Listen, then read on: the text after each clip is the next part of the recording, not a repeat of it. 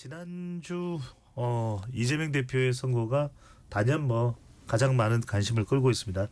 네 분께 우선 짧게 이재명 대표의 선거 어떻게 평가하시는지부터 먼저 듣고 구체적으로 내용을 들어가겠습니다. 먼저 김현정 의원부터요. 예, 먼저 예상하지 못한 그 판결에 대해서 사실 당혹함도 있고 또 분노도 같이 존재하고 있는 것 같습니다. 그래서 당에서는 이런 그 정적 제거, 정치 말살 관련된 이런 그 것에 맞서서 당이 좀 더 결혼하고 비상한 대응을 해야 된다라는 결의를 지금 다지고 있고요. 예. 그리고 이제 이 세 가지 측면에서 이번 선고에 대해서 좀 판결에 대해서 아쉬움이 있는데, 첫째는 그 검찰의 그 편집된 그 왜곡된 사실관계에 터잡아서 잘못된 법리를 적용한 그 선고였다는 측면에서 아쉬움이 있고요. 예. 또 하나는 그 공직선거법의 취지에서 보면 낙선자에 대해서는 좀 약간의 형이 이제 간대한 측면이 있는데, 이번 같은 경우에는 그 이유는 이제 낙선한 것 자체가 선거 결과에 영향을 미치지 못했기 때문에 그런 이유가 있고, 또 공직선거법 250조 1항에 있어서는 낙선 목적과 당선 목적의 허위사실 공표 두 가지가 있는데, 낙선 목적으로 했을 때는 형이 좀 가중되는 측면이 있는데 당선 목적의 허위사실 공표로 이게 기소된 거였거든요.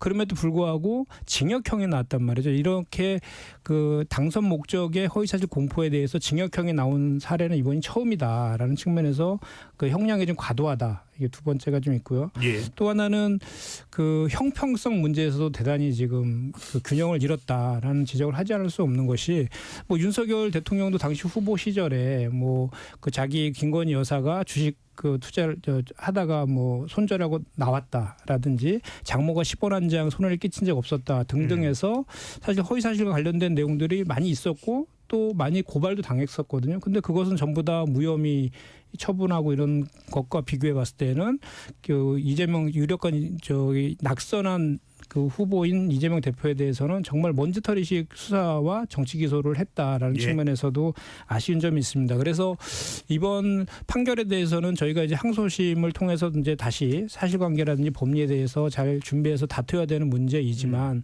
국민들께서는 또 한편으로는 그러면 이거 김건희 여사에 대한 의혹은 이렇게 지금 묻고 계시거든요. 그래서 김건희 특검법에 대해서도 여당에서 지금 전향적으로 나와야 된다, 이 말씀 덧붙여드립니다. 알겠습니다. 김현정 의원. 이제 25일 또 위정교사 혐의에 대한 1심 선고도 앞두고 있는데, 이재명 대표와 민주당은 또 장애 여론전도 더 강화해 나갈 그런 방향이다, 이렇게 봐야 될까요? 그렇죠. 이제 광장에서 국민들과 함께 싸우겠다라는 것도 한 축이죠. 그리고 원내에서도 싸우면서 그 광장에서도 같이 하겠다라는 게 이제 저희의 기본적인 이제 방향인데요. 예. 조금 전에 정광재 대변인이 이제 정치 검찰에 대한 프레임이 안전이 깨졌다라고 했지만 오히려 확인된 것이죠. 이 윤석열 정부가 검찰 정권이다라는 게 이번 판결을 통해서 오히려 더 확인된 거 아니냐라는 생각이 드는 것이, 과거에 87년 이후에 대선에서 낙선한 후보를 상대로 이렇게 가혹하리만큼 먼지털이식 수사를 한 적이 있나요? 그것은 바로 국민 통합 때문에 그런 것입니다. 그런데 이번 판결을 통해서 정치의 사법화가 엄청나게 많은 피해를 지금 야기하고 있는 것입니다. 이게 지금 얼마나 국론이 지금 이 판결을 통해서 분열되고 있고, 또 그 법리적인 거나 사실관계에 대한 그 왜곡이라든지 이런 걸 떠나서 형량이라든지, 또 그리고 이것이 지금 유력한 대선 후보의 국민적 선택권을 아예 제약한 판결이거든요. 그리고 또 이것이 만약 확정이 되면 424억을 반환해야 되는 문제까지 있어서 434억은요? 434억. 예. 네. 그래서 헌법상 보장된 정당민주주의도 침해하는 그런 판결입니다. 이것이 이렇게까지 이제 유력한 대선 후보에 대해서, 그리고 그 야당 탄압성 정치 수사를, 법적 수사를, 편파 수사를 한 것은 국민들께서 그동안 쭉 언론이나 이런 걸 통해서도 봐왔던 것이고, 그 정치 검찰이라는 거에 대한 저거는 오히려 이번에 통해서 확인됐다라는 말씀을 좀 드리고 싶고, 우리 이재명 대표가 이제 집회에서 이렇게 얘기했던 그런 측면들은 바로 이러한 윤석열 검찰의 그런 표적 수사, 정치 수사에 대해서 규탄을 한 것이죠. 예. 그리고 지금 좀 전에 말씀드렸지만 그런 낙선자에 대해서 이렇게 국민통합 측면에서도 보면 어떻게 보면 그동안에서는 그동안의 그 관례들이 오히려 더 상대방을 보도받고 이런 그 선택을 했었는데 이번에는 완전히 그냥 그 본인과 관련된 것들은 전부 다 무혐의 각하 처분하면서 형평성도 이루면서 야당 대표에 대해서만 그렇게 알겠습니다. 한 것에 대한 그런 것들에 대한 지적을 하면서 결혼하게 이런 그 국민과 함께 싸우겠다라는 이제 메시지를 전달한 것이라고 저는 예. 생각합니다. 알겠습니다. 민주당은 앞으로 뭐 항소심에서의 법리적인 대응과는 또 별도로 이제 상당히 장애전을 강화하는 상황입니다. 예. 네, 말씀해 그 주시죠. 저희가 장애 집회하는 이유는요. 김건희 특검법 때문에 하는 거예요. 김건희 특검법 이 판단하고는 또 관계 없잖아요. 그러니까 저희가 장애 집회를 통해 가지고 사법부에 대한 비판을 하는 장애 집회가 아니고 김건희 특검법을 수용하라는 목소리를 국민과 함께 하고 있다라는 말씀을 제가 다시 한번 드리고요. 네, 장애 그다음에 집회는 이재명 대표의 1심 선고와는 무관하다는 이제 말씀이신 거죠? 그거 그만이세요? 관련해서 장애 집회하는 게 아니에요. 그런데 왜 그런 고들이 나오죠? 아니 그거는 저희가 우리 슬로건이라든지 집회의 명칭을 보더라도 확인해 보시면 될 것 같고 저희가 그 사법부의 판단에 대해서 부정하거나 이런 것이 아니라 저희가 비판하고 있는 것은 그 표적 수사와 모니터링 수사를 한 그 정치 기소에 대해서 그 사실관계에 대해서 좀 전에 우리 장윤미 변호사가 얘기를 했지만 편집되고 왜곡된 사실관계에 터잡아서 잘못된 법리를 적용한 그거에 대한 아쉬움을 얘기할 수 있는 것이죠. 그래서 저희가 항소를 통해서 그걸 다 바로 잡겠다라는 얘기를 하고 있는 것이지 사법부 자체를 부정하거나 사법부를 비판하거나 이런 차원은 아니다. 이 말씀 분명히 드립니다. 그럼 당에서 본격화해서 당 차원에서 대응에 나왔으면 첫 번째 뭐가 달라지는 것인지, 두 번째는 또 일각에서는 이재명 대표의 재판을 왜 이렇게 민주당이 당 차원에서 전면적으로 대응을 하는 것인지, 이재명 대표 개인이 대응해도 되는 거 아니냐, 그런 지적에 대해서는 어떻게 보시는지요? 그러니까 뭐 그동안의 그 1심 재판 관련해서는 이재명 대표가 차원의 개인적 차원에서 변호인 선임해서 이제 대응해 왔던 게 그쪽에 중점이 많이 갖춰져 있던 게 사실이었고요. 예. 이제는 이게 유죄로 확정이 되면 438억인가요? 434억을 반환해야 되는 문제가 되기 때문에 이게 당의 존립과도 이제 존폐의 문제도 연결되는 것이기 때문에 당연히 이해 당사자가 된 것이죠. 그래서 같이 대응해야 되는 것은 당연한 것이다라고 생각하고, 제가 다시 한번 분명하게 말씀드리지만 저희 민주당이 장애 집회를 통해서 뭐 재판부를 압박했다, 이건 정말 대단히 잘못된 프레임입니다. 제가 아까도 말씀드렸지만 저희가 장애 집회하는 이유는 김건희 여사에 대한 특검법 도입하라고 지금 하고 있는 것이고요. 네.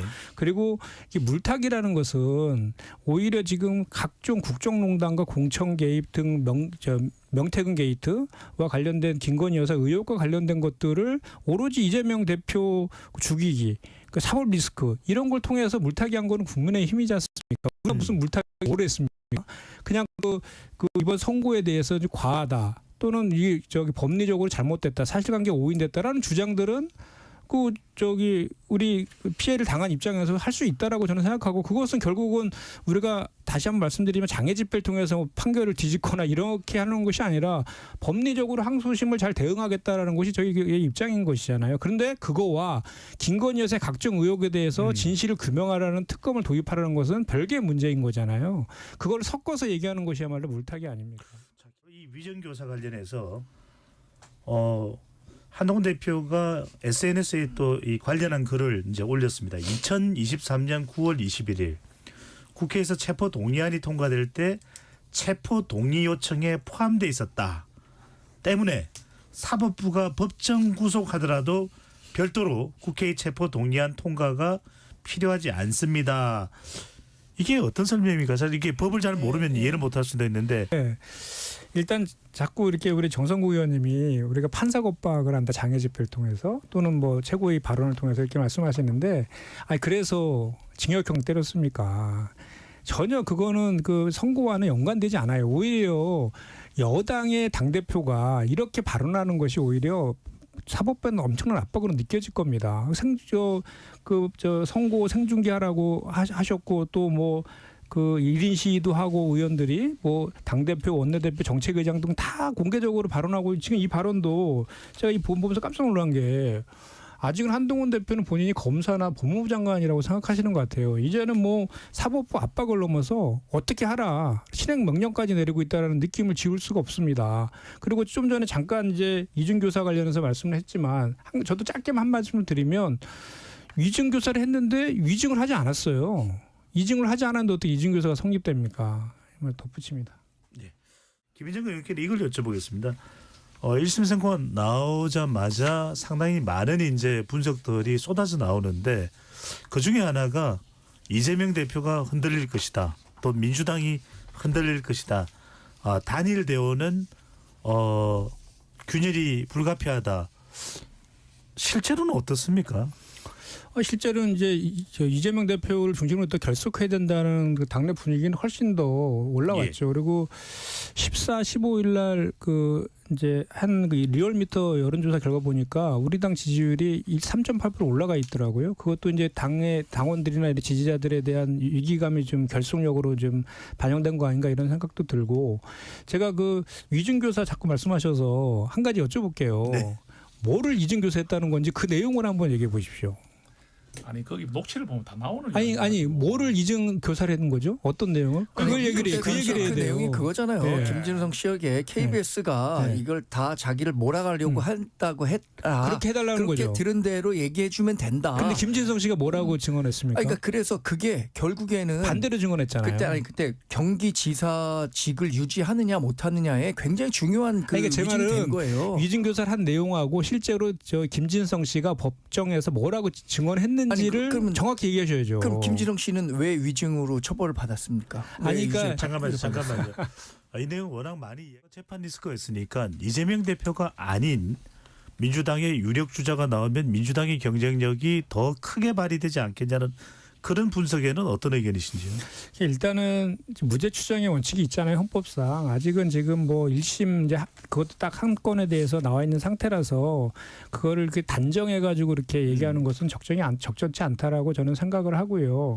그리고 지금 단계에서는 더불어민주당이 가장 강력하게 결속하는 그런 단계이지 뭐 대안을 얘기하고 이런 것은 사실 그렇게 해서도 안 되고 그렇게 하등의 이유가 없는 지금 단계이죠. 그래서 지금은 우리가 주장하고 있는 내용들을 관철하기 위해서 우리가 최대한 결속하고 또 우리 그 국민들한테도 지금 여전히 그렇다 해서 제가 자꾸 되풀이해서 얘기하는 것 같지만 이렇게 그 이재명 대표에 대해서 공격한다 해서 그 김건희 여사의 의혹이라든지 국정농단이라든지 우리 그 윤석열 정권의 국정 실패라든지 이런 것들이 묻혀지는 건 아니잖아요. 그거에 대한 국민적인 분노가 훨씬 더 높은 게 사실입니다. 그래서 자꾸 그렇게 이재명 대표를 공격하거나 이런 방식으로 해가 네. 그거를 물타기 하려는 전략은 국민들은 이제 속지 않을 것이다 이 말씀드립니다. 김민정 의원 지금 말씀하신 부분이 한동훈 대표나 그 가족이 이 당원 게시판에 회원 아이디가 도용당했는지 안 됐는지 그 부분이 지금 이게 한동훈 대표 가족들과 연관됐기 때문에 문제가 되는 거잖아요. 그리고 지금 말씀하신 것도 보면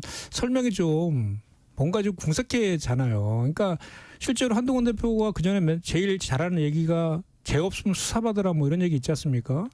그러니까 지금 그렇게 도용당했는지 안 당했는지 여부에 대해서도 확인하면 되잖아요. 근데 개인정보 뭐 이런 얘기도 막 하시던데 개인정보도 그 개인정보 이게 개인정보의 문제가 아니라 그 개인정보가 밖으로 나가는 게 아니잖아요. 안에서 당무감사 통해서 확인하면 충분히 확인될 수 있는 내용인데 이미 고발까지 돼 있는 이런 상황까지 그 자초하면서 이렇게 계속해서 이걸 안 하는 이유를 모르겠어요. 그러면 누군가는 뭔가를 숨기는구나라고 생각할 수밖에 없는 거 아닙니까? 왜 그 의혹에서 스스로 벗어나지 않는지 저는 상식적으로 이해가 경찰에 되지 지금 않아요. 고발이 돼 있는 상태잖아요. 예. 경찰이 수사를 한다 아닙니까? 그리고 지금 그러면 경찰이 고발이 있어요. 검찰 수사에 맡기겠다. 지금 경찰이 고발한 상태이기 때문에 또 지금 서버 자료 보존해 달라고 고문 왔잖아요. 근데 이 논란의 가장 근데 큰 저는 그걸 우리가 왜 스스로 생각하는 당무감사를 통해서 스스로 할 이유가 자, 순서상으로 김현정 의원 네. 말씀 마무리하시고 정강재 네. 대변인으로 마무리 갈게요. 다 하신 그러니까 거라고 저는 책임 생각해서. 있는 그 당대표 입장이라고 하면 당무감사 통해서 당당하게 먼저 내부적으로 확인하는 것이 선행돼야 되는 거고 고발건은 이미 고발되어 있으니까 그거야 뭐 그 절차에 따라서 진행되는 거지만 그 당원들이 그 전부터 계속 문제 제기하고 있는 거에 대해서는 당대표로서 그거를 의혹을 밝혀줄 의무는 있다 저는 예. 생각합니다. 정강재 대변인 이번 이 김건희 특검법 내용이 이제 상당히 축소 조정이 됐습니다. 그래서 국민의힘에서도 한동훈 대표를 비롯해서 받아들일 것으로 이제 좀 기대를 하는 것이 이제 민주당의 시각이고 또는 이탈을 예상하시고 있는 그런 기대감도 있는 겁니까? 물론 저희가 이제 그 13가지 의혹에 대해서 2가지로 줄이고 그다음 제3자 특검을 하는 내용으로 이제 수정안을 지금 제출한 그런 상태인데 예. 아마도 윤석열 대통령 내일 아마 거부권 행사가 예상된다라고 좀 언론 보도에 일부 나와 있던데 저희가 어떻게 보면 그 뭐 아까 이제 여당을 분열시키게 한 것이다라고 또 새로운 프레임을 짜시던데 그건 아니고 한동훈 대표가 그 각오했던 제3자 특검에 대해 독소 조항에 대해서 그 부담을 덜어주기 위해서 저희가 그 수정안을 만들어서 제출한 것이 맞는 것이고 특별 감찰관에 대해서도 특별 그 이제 특검을 거부하는 명분으로 특별 감찰관을 주장하니까 그거에 대해서는 안 된다라고 저희가 얘기하고 있는 것이지 예. 그 2가지 전부 다 수용한다면 다 가능하다라는 말씀을 좀 드리는 거고요. 그리고 저희가 그 누누이 얘기하지만 자꾸 이제 그 뭐랄까 이렇게 이제 여당에서는 김건희 특검법과 관련해서는 그때마다 뭐 저 한동훈 대표 한때는 김건희 여사 보고 그 국민적 눈높이에서 의혹을 해소하기에 노력하라, 뭐 협조해라 이런 얘기까지 한 바 있지 않습니까? 그럼에도 불구하고 김건희 여사 특검법에 대해서 다시 또 절대 안 된다는 그 이제 기조로 싹 이제 여당이 바뀌었는데 그 프레임을 다시 또 바꾸시는 것 같아요. 우리가 뭐 여당을 분열하기 위해서 하기 때문에 안 된다. 그러면 어떻게 하면 해야 되는 겁니까? 그래서 저는 이런 말을 하고 싶어요. 저희 그 이재명 대표라든지 야당에 대해서 아무리 공격한다 한들 김건희 여사에 대한 의혹의 문제에 대해서 여당이 제대로 그 입장을 정리하지 않으면 국민적인 그 비판이나 그런 그 국민 분노에 대한 거에서 절대로 벗어날 수가 없다. 그것은 아마도 국민의힘 의원들도 많은 분들은 아마 아실 거라고 저는 판단하는데도 알겠습니다. 불구하고 김건희 여사이기 때문에 못하는 거 아니냐. 저는 네. 그렇게 생각합니다. 자, KBS 열린 토론 오늘 이재명 대표 1심 선고 또 한동훈 대표 국민의힘 대응 관련해서 이야기 나누고 있는데 시간이 얼마 남지 않아서 지금 이번 달이 사실은 매우 중요한 예산국회입니다. 일하는 국회 모습으로 돌아가야 된다는 얘기 많이 하는데 예산국회 가고. 네, 지금 뭐 저기 작년에 56조 세수 결손에 의해서 올해도 30조 정도 저기 결손이 지금 예상되고 있는데도 예. 불구하고 저도 3일 동안 지금 예산 소위를 지금 했는데요. 그 안에 내용들을 보면은 그 뭐 초부자 감세와 관련된 예산들이 좀 들어가 있는다든지 또는 권력기관과 관련된 유지와 관련된 그 예산들은 그리고 또 고위공직자들의 급여를 인상된다는 이런 것들이 좀 많이 보이더라고요. 그래서 그런 거에 대해서는 계속 저희가 삭감 기조로 그 논의를 이어갔고 그리고 이제 정말 필요한 그 민생과 관련된 그리고 미래 R&D 이런 거와 관련된 예산들은 좀 그 징액할 필요가 있다 그래서 그런 기조로 저희가 이제 예산 심사를 지금 하고 있다 이 말씀을 좀 드리고 예. 조금 전에 정광재 우리 그 대변인께서 문재인 시간이 정부 많지 때 않습니다. 세수 결손이라는데 21년도에 60조 세금이 더 거쳐가지고 그거 가지고 22년도에 윤석열 대통령이 당선돼서 그거로 소상공인 지원에 썼지 않습니까? 사실은 사실대로 말씀드리고 예. 국가부채를